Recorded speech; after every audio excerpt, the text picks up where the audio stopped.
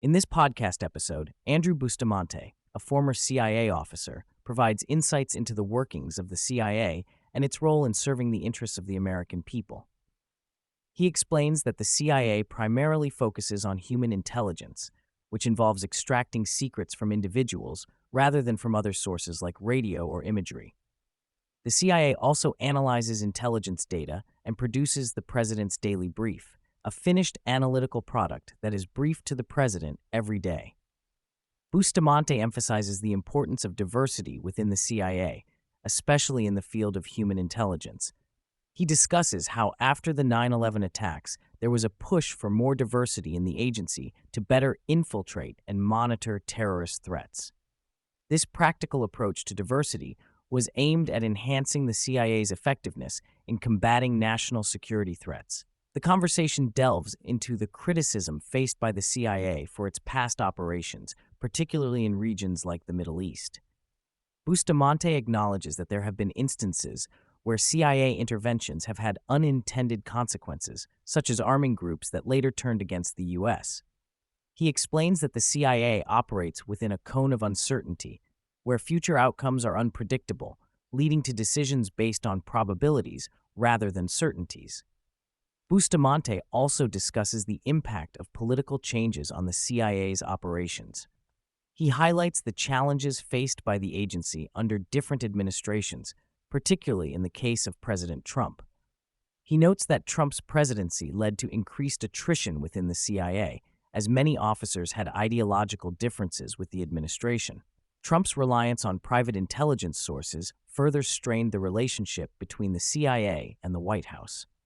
Regarding the ongoing conflict between Israel and Palestine, Bustamante questions the CIA director's role as the lead negotiator in the peace talks. He suggests that such negotiations are typically handled by diplomats or statesmen, rather than intelligence officials. The U.S.'s interest in a two-state solution for Israel and Palestine is driven by a desire for stability in the region and the ability to deploy resources against other global threats, such as China. Bustamante explains that the involvement of countries like Saudi Arabia and the UAE in the peace talks is influenced by economic and geopolitical factors. The U.S.'s strategic interests in countering the Iranian threat also play a significant role in shaping its approach to the Israel-Palestine conflict. The conversation highlights the complex dynamics at play in the Middle East and the various factors influencing U.S. policy in the region.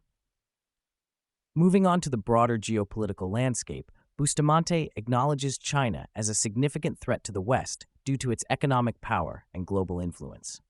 He explains how China has been strategically building alliances and investing in various regions, positioning itself as a formidable competitor to the United States.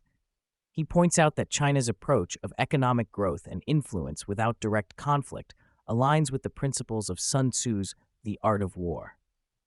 Bustamante criticizes the Western world's idealism and tendency to impose its values on other nations, leading to resentment and a loss of influence.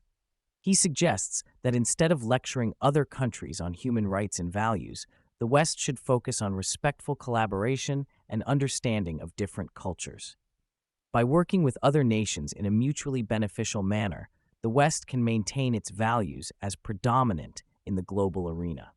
In discussing the need for the West to reassess its approach, Bustamante highlights the importance of self-interest and strategic thinking.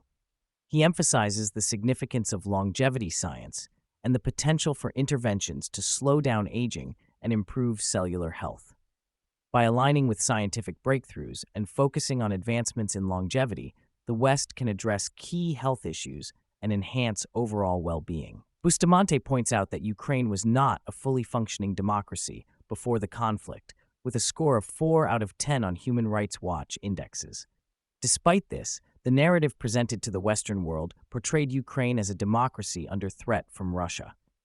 He argues that the real motivation behind Western support for Ukraine is not democracy, but rather containment and degradation of Russia. The conversation delves into the role of NATO and the United States in the conflict, with Bustamante suggesting that their involvement is driven by a desire to limit Russian influence rather than genuine concern for Ukrainian democracy. He also discusses the economic interests at play, noting that the conflict has created a war economy that benefits certain industries. Bustamante criticizes Ukrainian President Zelensky for his handling of the conflict, suggesting that he missed opportunities to negotiate a peace deal when the momentum was in Ukraine's favor.